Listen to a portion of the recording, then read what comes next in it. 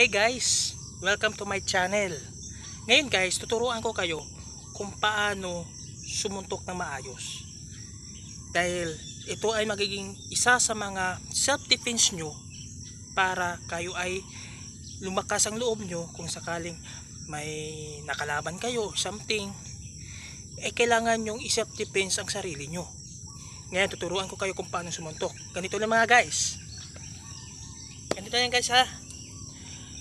Kapag sumuntok kayo, dapat naka fighting stance. Yan ha. Tapos yung mga kamay nyo, ganito. Ito. Kung sumuntok yung kalaban, is defense. Diba? Defense.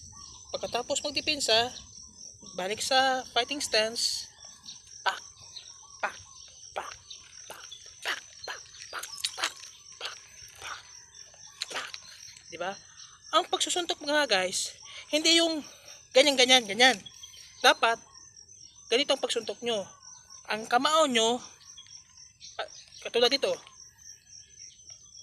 1, yan. Yan.